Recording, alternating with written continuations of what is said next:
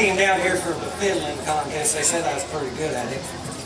And I found out I wasn't a singer, so they put me in the choir like that.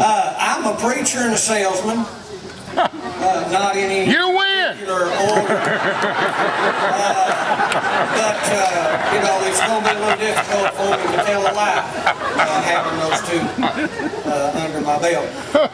No, I am a salesman. My whole family's been in sales. My grandfather was in pharmaceutical sales. He's the president of a pharmaceutical company.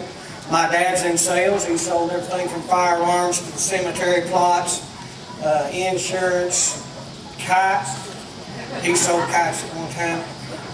So I'm in a salesperson's family. And got into sales about 27 years ago, I guess, down in Chattanooga. And having grown up in a church all my life, I thought what better way to get into sales than sell Bibles. So I got into Bible sales.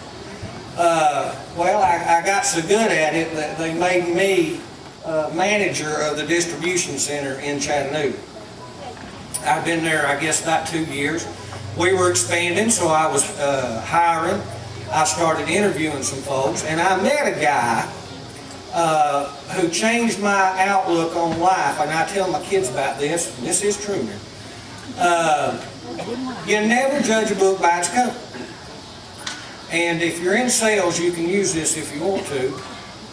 This fella come into my office, and he was wearing a ratty old t-shirt, ratty jeans, and old wore-out tennis shoes, and he was there for the sales job. And I asked him, I said, can I help you? And he said, well, you know, he told me he wanted a job. And I said, well, we sell Bibles. And he said, you don't sell Bibles? I said, well, you know, it's sales. You got to go door to door. And you're not dressed to go door to door. So I'm sorry, I'm going to have to say no. Well, the next day, this guy came, same guy, came in, and he asked for a job. I said, you know, this is selling Bibles door to door. And he said, yeah. I said, you're not dressed for the job. Every day for the next 2 weeks, the same guy came in. And finally, I didn't know what to do. I knew the guy was coming back tomorrow. So I called my regional manager up. I asked him, I said, what am I supposed to do about this fellow? He said, well, I just sell him a kit, send him out on the road. You get a sale on the kit. If you don't sell nothing, it's all commission anyway. You ain't got nothing to lose. And I said, well, that's pretty good. Well, the next day, same guy, he comes in. I told him, okay, here, you can get the job. And I explained to him, I said, now this is sales. The most important thing in sales is numbers. You got to get a bunch of no's in order to get one yes. And he wrote that down. He said, bunch of no's, one yes. I sell him the kit, he goes out. Next day he comes back, 100 orders. Now y'all know this guy if I tell you his name. He's a multi-millionaire, sold the most Bibles in the whole country.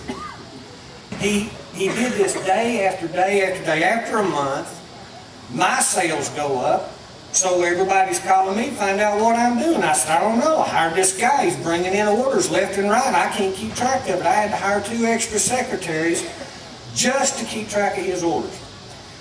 Well, months go by. He gets salesman of the month. I never see anything but the orders coming in. Well, the national sales director calls me and asks me if I can ask this guy to come to the national convention in Los Angeles, California, and if he will explain how he sells Bibles.